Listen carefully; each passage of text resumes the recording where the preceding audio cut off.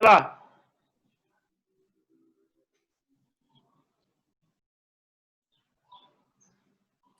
Epitácio Pessoa, repórter fotográfico.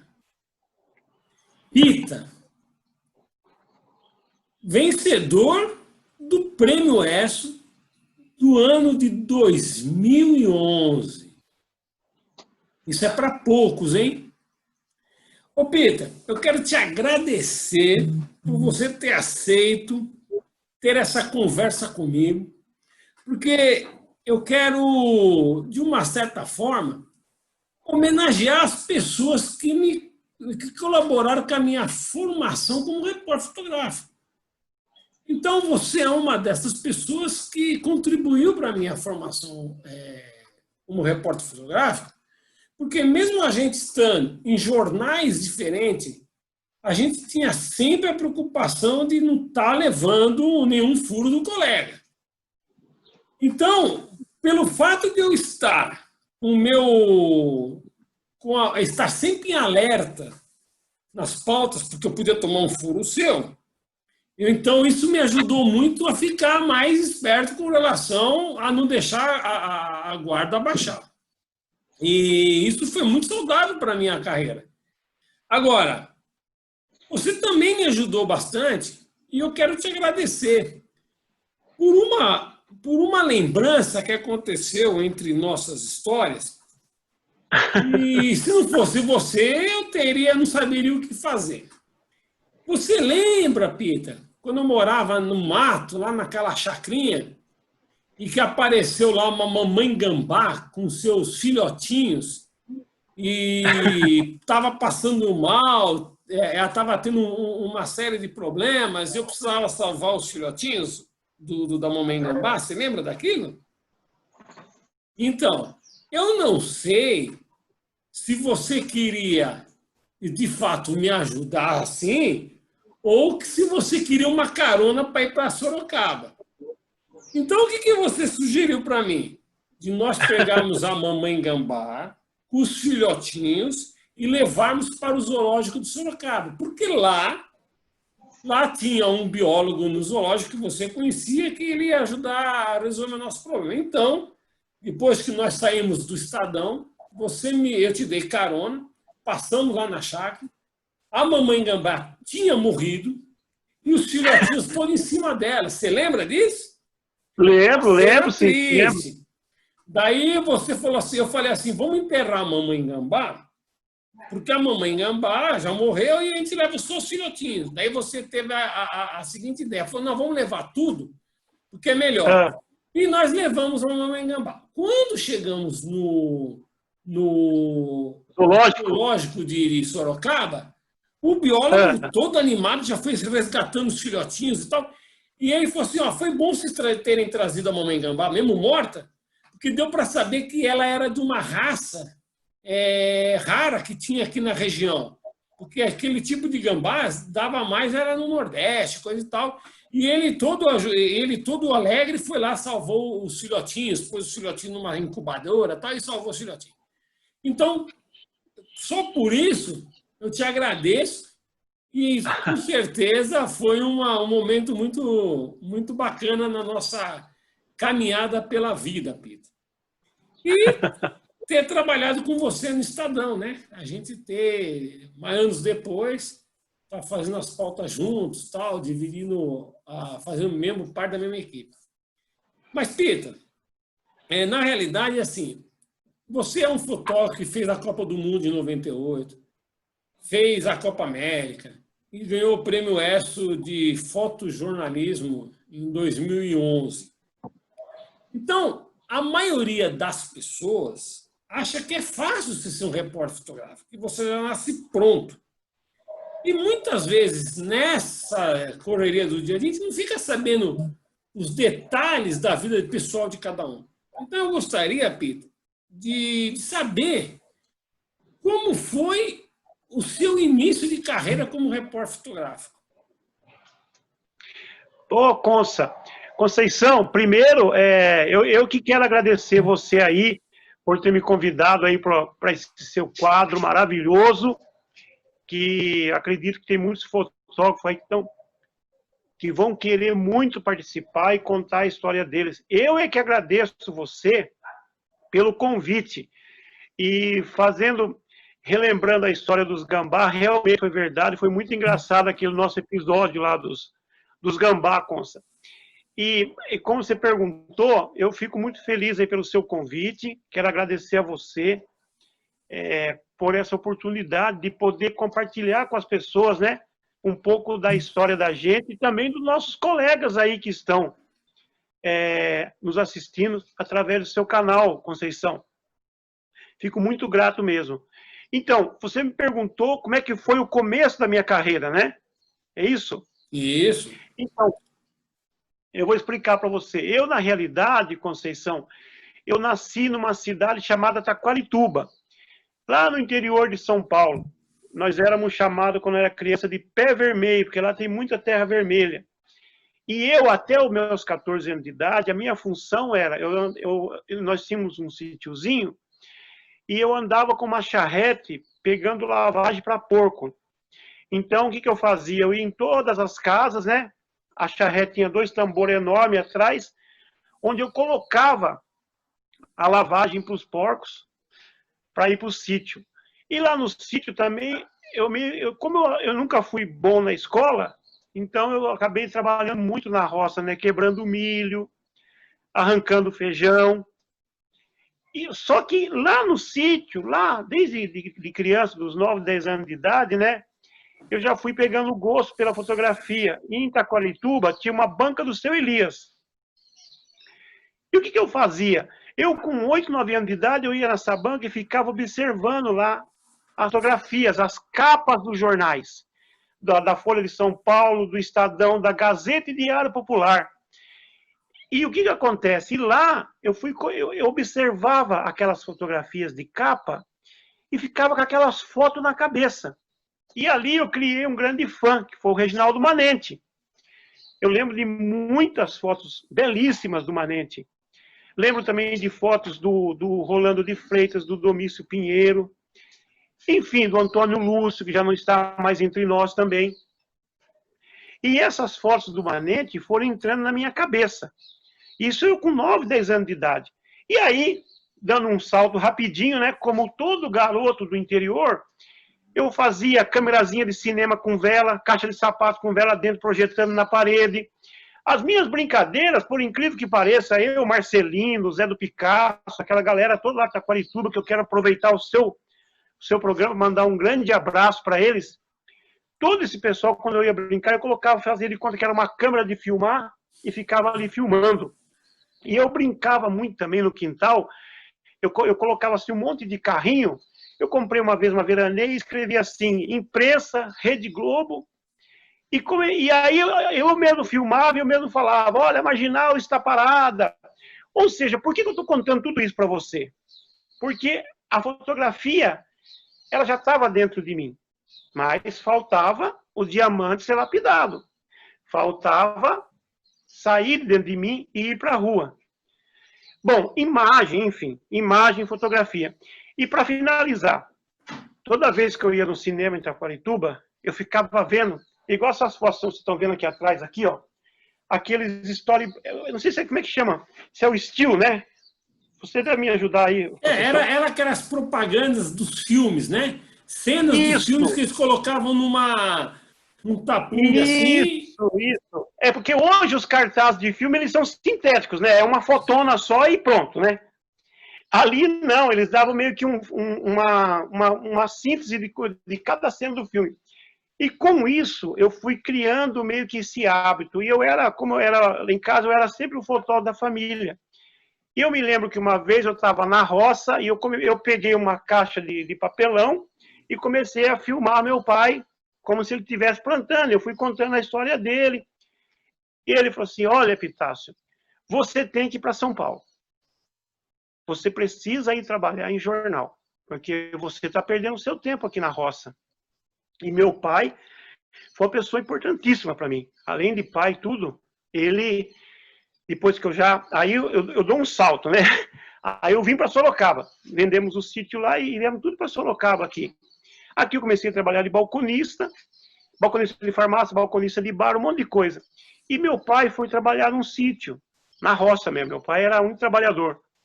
E lá ele juntou, na época, mais ou menos uns 600 mil cruzeiros, na época. 600 cruzeiros, 100 mil cruzeiros. E mandou para mim o dinheiro. Foi quando eu pude comprar minha primeira câmera fotográfica, uma Pentax Camil. Mas, aí, claro, veja. Então, sintetizando, né? Moleque interior, que baldeava a lavagem, aquela coisa toda. Tive os primeiros contatos com fotografia através das capas do jornal. E aí, depois disso tudo, feito todo esse trabalho que eu estava tranquilo já realizando lá, o que acontece comigo? Eu venho para Sorocaba e meu pai, com suor lá do Roselo na roça, comprou para mim a primeira câmera fotográfica. Mas ainda a minha carreira não estava estabelecida. Foi quando, né, eu conheci o seu Milton, que tem um estúdiozinho de foto, e falou assim: Pitácio, eu não posso te pagar, mas vai tirando algumas fotos aí para ver se você tem realmente dom ou não. E num jogo do Corinthians, eu peguei lá um torcedor, um policial pegando um torcedor aqui pelo pescoço, né, perto de um cavalo, e fui apresentado ao Fernando, do Jornal de Sorocaba, e falei: Fernando, ó, Fernando, eu sou balconista de bar, mas eu queria muito ser fotógrafo de jornal. Meu sonho é ser fotógrafo, né? E eu garanto para você que se você me abrir as portas, daqui 2 anos você vai ter um profissional. Aí ele falou assim: nossa, eu nunca vi uma pessoa com tanta vontade de trabalhar desse jeito. E me apresentou, então, o filho dele, o grande Maurício de Luca. E o Maurício de Luca, Conceição, o que ele fez comigo? Ele começou a me ensinar os primeiros passos na fotografia. Fomos a um cemitério, era dia de finados, limpeza de túmulo.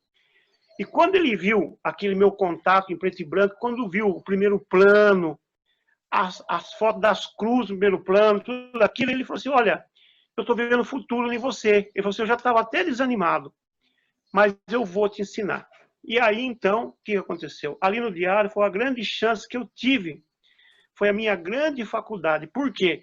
Porque ali eu aprendi a revelar, ampliar, editar e ter o olhar crítico, né? E passar a enxergar a fotografia. E só para dar uma brevidade aqui, uma lição que eu não esqueci até hoje. Quando eu comecei a fotografar, eu estava muito igual o pessoal faz com o celular hoje, sabe? Você pega o celular, que aliás, desculpa falar, eu odeio o celular. É muito desconfortável, não tem nada a ver. E no Diário de Sorocaba, eu comecei então a tirar essas fotos e todo dia eu dava capa no Diário de Sorocaba. Todo dia. Aí um belo dia, o Maurício de Luca falou assim: olha, Pita, é o seguinte, você observou que você dá capa todo dia no diário, né? Assim, sim, é verdade. Mas você observou que você está só vendo, você não está enxergando a fotografia. A partir desse dia eu comecei daí a meio que melhorar. Aí eu passei a enxergar mais uma foto, a trazer mais informação, a ter noção de enquadramento e de informação que uma foto jornalística precisa ter. E aí fiquei 2 anos no Diário Sorocaba. Foi onde a carreira começou daí a deslanchar. Mas no começo, para não dizer que tudo são flores, né? Teve também as dificuldades. O fato de eu não ter uma câmera ainda, entendeu? Não consegui fazer aquele curso do IUB, Instituto Universal Brasileiro. E também aprendi a ouvir muitos nãos, entendeu? Tipo, não, essa carreira não é para você, você tá louco, você vai ganhar dinheiro tirando foto.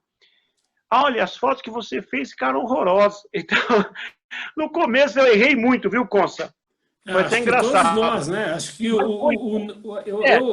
eu sempre acho que o não foi os fatores determinantes para a gente superar, né? Coisa que muita gente, diante do primeiro não, ele acaba desistindo do seu sonho, né? Então, assim, né, Pita? Eu acho que tudo isso foi um degrauzinho no tijolo da sua parede profissional.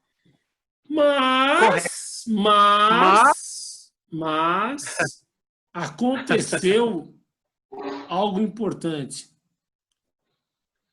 Na delegacia tinha um herói, uma pessoa que era um fã, que você era fã. E aí, Exatamente. Pita? Porque a gente precisa ter um anjo da guarda na nossa vida, né? Eu sempre digo isso, exatamente. E aí eu já estava labutando, como diz o caipira, né? Eu estava labutando aqui já em Sorocaba durante 2 anos. E eu era fã era não, perdão, sou fã até hoje. Ele está aí, graças a Deus, muito bem vivo. E já deixo aqui, ó, para você falar com ele, essa cobrança aqui no ar. O pessoal vai cobrar de você. Reginaldo Manente. Aí eu estava em Sorocaba e o meu amigo Maurício de Luca falou bem assim: Pita, sabe quem é que está em Sorocaba? Falei: quem? Falei: o seu ídolo, Reginaldo Manente. Falei: você está de brincadeira. Está lá onde? Está na delegacia. Teve um caso de sequestrador do Paraná que vieram parar aqui em Sorocaba. E aí eu corri para a delegacia. Cheguei na delegacia, estava lá aquele monstro sagrado do fotojornalismo na minha frente, o meu ídolo, né? Cheguei para ele todo humilde, com uma Bosca, aquelas Nikons lindas no peito, aquelas Nikon F2, aquela coisa toda. E aí eu falei: o senhor que é o Reginaldo Manente? Ele falou assim: sou eu mesmo. Falei: olha, eu sou Epitácio, eu moro aqui em Sorocaba, eu estou há quase 2 anos no diário, meu sonho é ir para São Paulo, tirar fotos, né? Eu gosto muito do Estadão, acompanho o seu trabalho, patati, patatá, e contei toda a minha história para ele. Aí ele falou assim: quanto é que você ganha aí em Sorocaba, Epitácio? Você aqui eu ganho um salário, né, uns 600 cruzeiros na época. Eu falei assim: olha, eu nunca vi um jovem com tanta garra, com tanta vontade de vencer, né? Eu falei assim: o negócio é o seguinte, eu gostei muito da sua história, Epitácio. Então, eu vou pedir para você ir para São Paulo no dia 11 de janeiro. E você vai cobrir as minhas férias. Cara, aquilo para mim foi o... Assim, o coração meu acho que foi a mil ali. Subiu, pressão subiu, subiu tudo.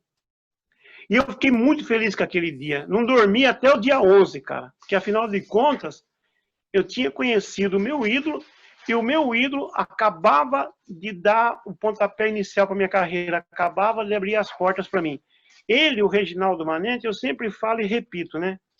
Ele não é fotógrafo, ele é um ser humano, que além de ele ter um olho clínico para fotografia, ele teve um olho clínico para mim. Quer dizer, ele enxergou em mim alguém. No dia 11, fui lá para o Estadão, fui Não, mas peraí, recebido por Pita, ele. peraí, Pita, só um segundo. Dia 11 você vai no Estadão, mas não é assim, chegou no Isso, Estadão, né? Você adentra aquela não, redação, aquele monte de gente, aquele monte de gente com as máquinas de escrever, aquela correria toda, né? Porque nessa época era assim. E você isso, adentra aquela redação gigante. E aí, você chega lá no departamento de fotografia. O que isso. acontece? Cara, foi emocionante, porque ele tinha combinado comigo às 13 horas, não esqueço até hoje, 11 de janeiro de 1988. Chego no corredor, qual é a imagem que eu vejo do Manente vindo? Aí, cara, sabe aquela passarela rumo ao Oscar, aquele tapete vermelho, cara? E eu, um caipirão, né, cara? Fui só vendo tudo isso que você falou, as redações do Caderno 2, a redação do Jornal da Tarde, Caderno de Cidades, todo aquele povo tudo correndo, máquinas batendo, aquele barulho delicioso, sabe aquela coisa toda? E fui, então, até o último departamento, que era fotografia. Cheguei lá, fui recebido pelo seu Bento, então o chefe da época, pelo Claudinei Petroli, Jean-Pierre Rapin, todos me receberam com muito carinho, o Jonas do arquivo, e foi engraçado, que eu não esqueço até hoje, olha que incrível isso. Eu lembro que o Api, ele pegou meu portfólio, né, com as minhas fotos já que eu tinha feito aqui em Sorocaba, e ele falou assim: você lembra o Manentinho, hein? Eu falei: nossa, cara, porque assim, aquilo para mim foi um golaço, né? E aí o Manente chegou, espera um pouquinho só, só um minutinho, Conceição, continua aí. E aí, Conceição, fui apresentado lá para o Manente, né? Pelo Manente, claro, na redação do Estadão, lá no departamento da fotografia.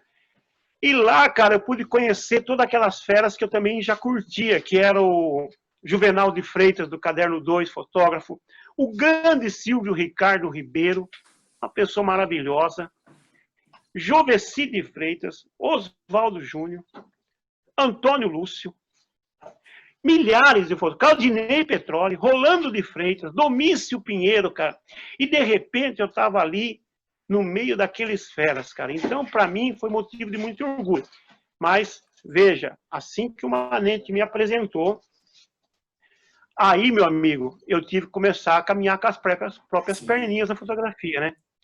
E não foi fácil, porque no começo, estava tendo muitos freelancers já no Estadão, né? Então o seu Bento falou assim, olha, tá meio complicado aqui para você, né, ainda já de início começar.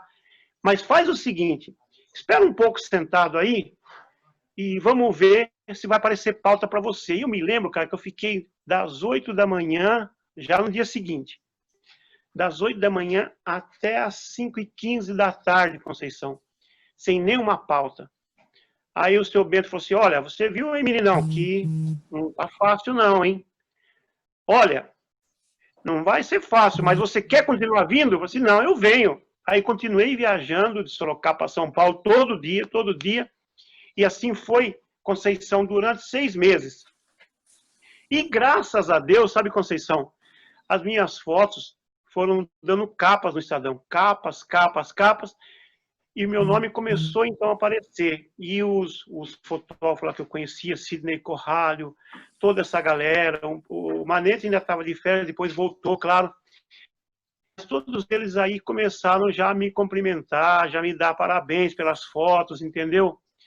Todos muito feras. Então, eu fui aprendendo um pouco deles e aprendi muito também com a escola Reginaldo Manente, que o Manente sempre dizia assim, se um fotógrafo for melhor que você, aprenda com ele e respeite o trabalho dele.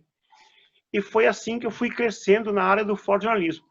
Até que um belo dia, você sabe muito bem que na nossa época, fala, continue. Você ia falar, eu cortei. Tá até interessante. Então, aí até que um belo dia, o que foi que aconteceu?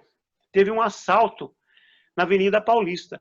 E você sabe que naquela época não tinha celular, não tinha nada, né? Não tinha internet, era tudo rádio, televisão e jornal, acabou. E aí, cara, teve um assalto na Paulista e eu saí. Quando eu saí, eu deparei com a seguinte cena, uma freira dando extrema-unção a um assassino, um bandido. E o que aconteceu? Aquela cena foi tão forte que quando eu cheguei na redação, o Claudinei Petróleo falou assim, Caipira, porque eu era chamado de Caipira, né? Você fez a foto da freira dando extrema-unção? Eu falei, Claudinei, eu fiz, mas vamos revelar primeiro o filme, né? Que você sabe que antigamente a gente falava, vamos revelar. Tem aquela frase do sítio, não se pode contar com o ovo, né? Antes da galinha botar. E você falou, só fazendo um parênteses, o que você falou é verdade. Vamos revelar o filme primeiro. Porque eu me lembro de um fotógrafo que todo pimpão foi lá cobrir uma corrida de turf, primeira vez, chegou na redação todo lá, pô, eu fiz o cavalo passando pelo disco da chegada, né? Aí quando revelaram o filme, só apareceu a pontinha do rabo do cavalo. Exatamente. Não, e era assim, cara. Tanto, tem uma foto até que, eu acho que eu até devo te mandar para você, que eu depois eu te falo bem rapidinho. Aí, o cara falou assim, Peter, essa foto da freira você fez? Eu falei, fiz, mas vamos revelar o filme.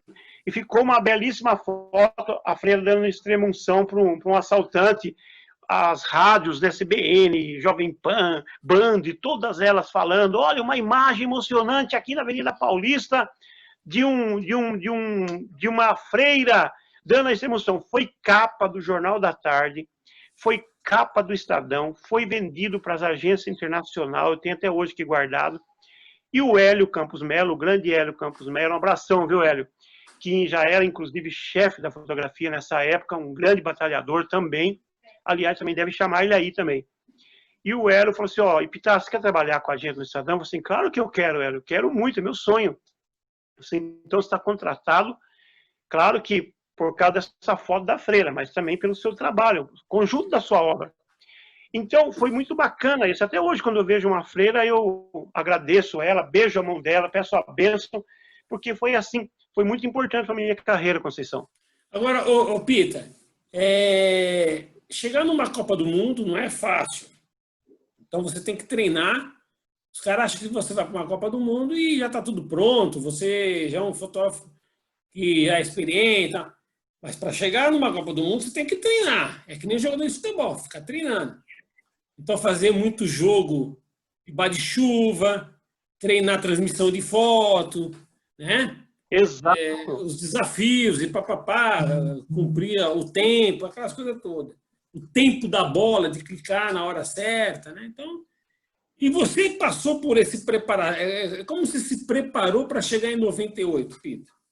Na Copa da França. Então, Exatamente. Eu fiquei muito honrado quando eu fui chamado para a Copa da França, eu nem acreditei. Porque eu já tinha... Eu sempre falo, o bom do jornalismo, você sabe melhor que eu, até, Conceição, é que eu sempre digo para todo mundo, jornalismo é o seguinte, PR, pensa rápido. E você acaba fazendo de tudo um pouco. Então, e o esporte também, eu comecei a cobrir futebol. E claro, eu sempre cobri o futebol, tenho boas fotos de grandes lances de futebol, mas também tinha uma coisa que eu fazia muito que o pessoal gostava, que era buscar a emoção dos torcedores, entendeu? Tanto que eu fiz uma bela foto quando o Palmeiras ficou... Fazia acho que uns 17 anos que o Palmeiras não ganhava nenhum título. E aí eu fui lá na torcida e fiz uma foto de um jovem comemorando e saiu assim. Depois de tantos anos, esse é o primeiro grito de campeão do jovem palmeirense, aquela coisa toda. Mas o que me deixou bastante feliz é que, assim, eu fui escolhido, Conceição, para ir para a Copa pelo pessoal dos cadernos de esportes. E que abraçou também a ideia o grande Fábio Moreira Salles, meu chefe na época. Então o o Fábio falou, Pita, você vai cobrir a Copa do Mundo. Só que antes de eu fazer a Copa do Mundo, eu não sabia. Eu já estava sendo testado. Então eu fiz a Copa América, na Bolívia, depois eu fiz amistosos da seleção brasileira no Japão. E você sabe, Conceição, melhor que eu, que quem trabalha em jornal, ele compete com ele mesmo, compete com o fotógrafo do outro jornal concorrente, compete com os fotógrafos da agência. E graças a Deus, cara, durante toda a minha vida profissional, eu nunca usaram outra foto que senão as minhas. Graças a Deus, cara. Teve até foto minha que eu fui fazer no Japão, que acabou saindo no Jornal do Brasil, ou seja, eu ali sozinho, pela agência Estado, deram uma foto gigante, desse tamanho minha, assim, no Jornal do Brasil, do amistoso do Brasil com a seleção brasileira, e Brasil e Coreia. Então, cara, foi assim uma... por que você fez essa pergunta? É muito importante, é como você falou. Não, como diria meu pai, Conceição, sem falsa modéstia, né? Sem falsa modéstia. Tem um fotógrafo amigo meu que disse assim uma vez, Pita, quando você vai para uma Copa do Mundo, você sabe, né, Conceição? É sempre o melhor juiz, é sempre o melhor jogador, entendeu, cara? Não é que eu era o melhor fotógrafo. Talvez eu estivesse, naquele momento, pronto para ir para a Copa do Mundo. Porque quando eu cheguei lá, cara, aquilo para mim foi impactante, porque numa Copa do Mundo, tudo é bonito, né? Tudo é bonito, parece que você está num videogame gigante. Você sabe que lá está o melhor jogador, o melhor juiz. Só também você sabe que você tem que trazer a melhor foto. Porque tem os melhores fotógrafos do mundo também. Sim, exatamente. Então, porque se você vai para lá, imagina você, o jornal investe em você, né? Você vai ficar bancado para o jornal e você não manda a foto que o jornal precisa. Claro, pode acontecer amanhã comigo de novo, né? Porque eu ainda continuo na luta. Mas pode acontecer com qualquer pessoa. Mas até aí, graças a Deus, não aconteceu comigo. Então eu fiquei muito honrado, muito feliz de cobrir a Copa do Mundo. Tive uma foto, inclusive uma foto icônica, uma foto muito interessante que eu fiz, que é uma foto que eu peguei 2 jogadores da seleção holandesa, que a seleção holandesa estava havendo um sério problema lá de racismo, sabe? Os jogadores brancos só cumprimentavam os brancos, e os jogadores negros só cumprimentavam os negros. Então saiu um gol, cara, e essa foto, Conceição, que eu fiz, o que aconteceu? Mostrou, eu só esqueci o nome do jogador aqui agora, os negros se cumprimentando e os brancos também, e na camiseta deles está o número 98. Então você veja você, Copa do Mundo, ano 98, só um minutinho. Olha aqui, ó. Aí, ó, deu essa, tá vendo aí, Consta? Conhecidíssima. Aí o que aconteceu? Saiu essa foto que você está vendo aqui, ó. Então, essa foto, Conceição, ela foi muito importante na Copa. Ela foi assim, uma foto que foi muito comentada na Copa do Mundo. Sem contar a experiência que você adquire, de você se virar sozinho, de você tentar falar a língua francesa. Eu vou falar muito mal francês, né? Fizemos o curso aqui, inclusive, para aprender a falar francês. Pode falar, continue. Agora você. Então, não, isso aí com certeza é uma coisa marcante e que ajuda a gente a se tornar um ser humano melhor, né? Porque esse é o objetivo da Claro, gente claro. estar na profissão que a gente gosta. Agora, Pita, Exato. tudo isso daí ajudou a você a não só enxergar as coisas sob outros pontos de vista, mas principalmente que te abriu o caminho e lá na frente, em 2011, você faria talvez a foto mais importante da sua vida, que acabou salvando a vida de um outro ser humano. Conta essa história aí, Exato. Peter. Então, cara, é interessante, eu vou ser breve para não cansar o nosso público aí, Conceição. É interessante pelo seguinte, todos nós que somos repórter fotográfico, eu sempre sonhei em ganhar um prêmio ESSO. Eu não vou mentir, né? Eu não preciso ser hipócrita aqui. Preciso mentir, né? Todo mundo quer ganhar um prêmio ESSO. E não sei se você percebeu, Conceição, estava até conversando outro dia com um amigo meu, que tem profissões que, às vezes, as pessoas não recebem o carinho que eu e você recebemos, né? Às vezes a pessoa não recebe aquele aplauso diário que eu e você recebe, entendeu? E nós recebemos isso direto. E o que eu quero dizer é que é o seguinte, então, o que foi que aconteceu naquele dia lá? A gente que é repórter fotográfico, a gente sempre imagina que vai ganhar um prêmio, por exemplo, né? Você está lá com uma câmera e você pega um avião caindo. Não que seja bonito o avião caindo, mas que você fotografou aquele avião caindo. Ou Você então, está no lugar certo na hora certa. isso, você sempre imagina assim que você vai fazer aquela foto. Eu sempre imaginei essa foto. Mas por que eu amo esse prêmio? Por dois motivos. Porque ali eu fui premiado de duas formas. Primeiro, que eu já fui premiado com o dom que Deus me deu, que é o de ser fotógrafo. Certo? Segundo, que eu fui premiado, cara, porque eu me senti como se fosse um instrumento usado por Deus para estar ali naquele momento, naquela hora, com aquela câmera, com o carro do Estadão escrito Jornal Estado de São Paulo, imprensa, entendeu? Porque você veja, era uma pauta sobre sustentabilidade, uma pauta ambiental, no meio do mato. Como eu ando sempre com a minha câmera preparada para disparar, eu sempre digo, Então, fotógrafo tem que estar... só um parênteses aí. Você estava Isso, no banco da frente. isso, Então estava exato. o motorista do lado esquerdo, você do lado Isso, direito e o Tomazella atrás.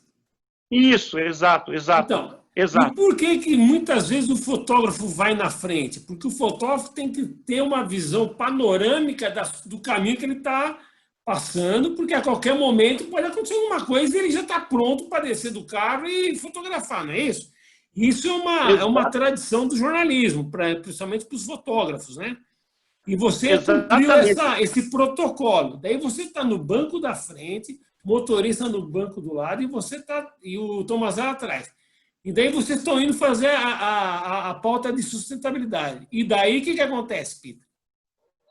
E aí, o que aconteceu foi interessante, que eu sempre falo para todo mundo o seguinte, ó, o repórter fotográfico, pelo menos quando eu vou dar minhas palestras, eu digo assim, ele tem que estar sempre em CD, em condição de disparo, com a câmera sempre no diafragma 16, ISO 400, entendeu? Pronto para tirar uma foto.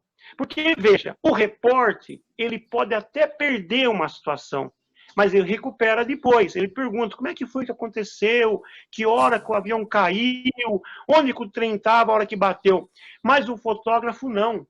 O fotógrafo é a única cara que não pode chegar na redação e dizer eu não tenho a foto. Então, como eu estava com a minha câmera, uma lente 70-200, 16, já tudo pronto, 250. Quando eu olhei, em princípio que eu vi a cena, eu imaginei que fosse uma brincadeira de pessoal de sítio, sabe aquelas crianças, moleque de sítio, brincando? Daí eu falei assim, Júlio, pare o carro aqui. Aí ele parou, eu desci e comecei então a fazer a sequência de fotos. Aí foi que eu percebi que a coisa era séria, porque aí eu puxei mais o zoom, certo? E vi que o rapaz veio correndo e gritando para nós, socorro, socorro. Só que não é que a gente é maldoso. Primeiro você fotografa, né? Depois você vai perguntar. Então eu fiz toda a sequência de fotos, ele vindo correndo, até que ele chegou no carro do jornal, e eu todo apavorado, eu falei, calma, calma, o que está acontecendo? Ele falou assim, sai comigo daqui depressa, me socorre, porque eles iam me matar. E vocês me salvaram. E eles falaram assim, olha, sujou, solta ele que a imprensa chegou. Só um minutinho. Desculpa, viu, pessoal, celular aqui. Que a imprensa chegou. Aí o que eles fizeram? Eles acabaram por me soltar. Soltaram ele e deram no pé, né? Por quê? Ele já estava com as mãos amarradas, já tinha apanhado nas costas e eles iam jogar o corpo dele no rio Paraíba do Sul. Eles iam jogar o corpo dele, iam matar ele afogado lá. E aí ele veio e nós colocamos ele no carro, eu com o Tomazella e o Júlio, e ele falou assim, vocês salvaram minha vida. Eu falei, não. Quem salvou sua vida foi Deus. Nós fomos apenas os instrumentos na mão de Deus aqui, para estar aqui nesse momento. Eu tirando a foto, o carro da reportagem, o Tomazella e o Júlio. Aí a gente levou ele na cidade, cortamos o cadarço da mão dele, soltamos eles, a delegacia estava fechada, por isso que não deu para fazer BO nada. Como a gente viu que ele estava bem, então ele foi liberado. E aí, essa sequência de fotos saiu na capa do Estadão, bem grande, e o título era assim, violência abortada. E um ano depois, claro, né? Pode falar. Não, e depois, um ano depois? Um ano depois acabou daí que eu ganhei esse prêmio ESSO, foi ganhado esse prêmio através dessa sequência de fotos, que salvou a vida do Adriano.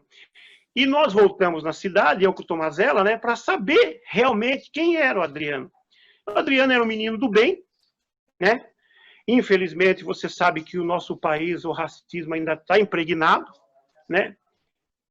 Talvez até pela cor dele, suspeitaram que ele tivesse roubado lá um paintball. Era um rapazinho trabalhador. Depois eu até fiz uma sequência de fotos do novo rosto dele. E é interessante você ver a foto da face da morte e depois o cara vivo. Quer dizer, o cara que ia ser morto. E aí, no meio do nada, no meio do mato, aparece eu, o senhor Tomazella e o nosso piloto Júlio. E graças ao bom Deus, né, esse rapaz teve a vida dele salva. Então, imagina você, para mim foi um prêmio, é tipo assim, é meio que se eu tivesse fechado com chave de ouro a carreira. É claro que eu não fechei minha carreira de fotógrafo, mas para mim foi interessante. Foi um prêmio duplo que Deus me deu. Ô, Peter, tá de parabéns aí pela foto, por toda a sua trajetória, e de fato é um exemplo de vida para todos nós, né? E, sim, ô, Peter, é que nós estamos encerrando aqui. Agora, qual que é a grande mensagem que você passa para qualquer pessoa, que seja fotógrafo, que seja de qualquer outra área, que corre atrás de um sonho? Qual que é a sugestão que você dá, ou um conselho, ou uma experiência para essa pessoa, que às vezes, no meio de tanta tristeza, de tanta coisa ruim que a gente vê, às vezes está meio desorientado? Que conselho você dá para uma pessoa dessa? Olha, Conceição, eu aconselho o seguinte, se você que está assistindo eu agora aí, né, se você tem o sonho de ser realmente fotógrafo, você deve procurar fazer o máximo de curso possível. Ler muito, acompanhar as notícias. Veja, eu estou dizendo isso para o segmento de fotojornalismo. Correr atrás do seu sonho. Não desista com o primeiro não, porque o primeiro não é como você falou, Conceição. É a pedrinha que ele vai juntar para construir o castelinho dele. Se informar muito, fazer faculdade de fotografia, entendeu? Se puder trabalhar em algum jornal, trabalhe em algum jornal, faça cursos. Era só um minutinho. Faça cursos, se puder trabalhar em jornal, faça cursos, entendeu? Cursos assim de profissionalizando de fotografia.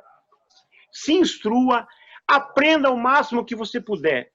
E o principal que eu aconselho é o seguinte: acompanhe o trabalho dos fotógrafos, tanto da velha guarda como os fotógrafos atuais, entendeu? Se instrua e tenha muita humildade, entendeu? Para reconhecer que todos nós somos passivos de erro, que nós vamos errar, entendeu, cara? Que todo mundo erra também. para se tornar um grande profissional da fotografia. Aprenda sobre luz, aprenda sobre enquadramento, aprenda a ser sintético, a contar uma história através de uma foto. Eu acho que basicamente, viu, Conceição, é isso. É pedir para a pessoa não desistir. Se ele gosta, se é isso que ele quer. Agora, como em qualquer profissão, Conceição, se ele vai ficar rico, vai depender também dele, entendeu? Eu acho que é assim. Eu enxergo a vida e a riqueza de outras maneiras. Eu sou feliz com a profissão que eu abracei. A riqueza, para mim, pode ser uma coisa, para você pode ser outra, entendeu? Exatamente. Mas eu agradeço a Deus tudo que eu tenho. E quero até aproveitar, antes de finalizar, de agradecer aqui a todos aqueles que me ajudaram. Rodolfo Cortez, de Sorocaba, o Wellington Kermes, Maurício de Luca, o grande Manente, grande Reginaldo Manente, José Maria Tomazella, Luiz de Paula. Todas essas pessoas me abriram as portas e me pegaram na minha mão e me levaram aí para onde hoje eu, graças a Deus, consegui chegar, Conceição. Ô, Pita, e você tem um estúdio, né, agora, né?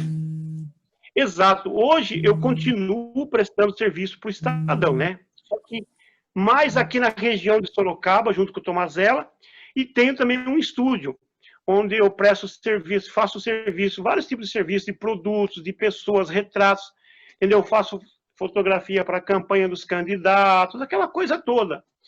E vamos tocando a vida, né, Conceição? Que eu acho que isso que é importante. Ô, Pita, eu quero te agradecer. Fica aqui um beijo no seu coração e que em breve espaço de tempo, depois que acabar tudo isso aí de isolamento e tal, a gente possa se reencontrar e contar outras histórias, Pita. Um beijo, legal. Pita. Consa, muito obrigado de coração. Eu que agradeço você. Sucesso. Não esquece de trazer o Manente aí no seu programa, de trazer também o Hélio Campos Melo. E continue que você está no caminho certo. Adoro o seu programa, está de parabéns. Obrigado às pessoas que nos assistiram. Quem quiser qualquer coisa minha, qualquer ajuda, é só ligar no 15 981 74 24 24 para as pessoas. Um grande abraço, Conceição. Vamos nos rever assim que acabar essa pandemia. Valeu, sucesso.